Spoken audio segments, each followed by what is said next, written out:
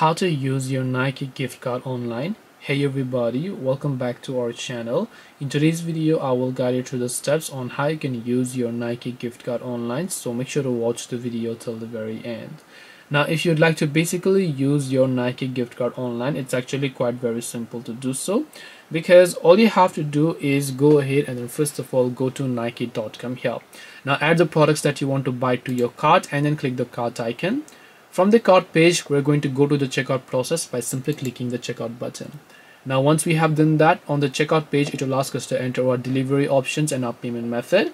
And right before you enter your payment method, you can see it says, do you have a gift card, product voucher or promo code? So just check on this little button here, and all you have to do is just make sure to enter the gift card number in this particular option. Click on apply and then you'll be able to redeem those gift card. This way you'll be able to go ahead and then use your Nike gift card online. Hope this video was very helpful. If you have got any more questions, then feel free to also leave them down below. Thank you for watching till the very end of this tutorial, and see you soon in our next video.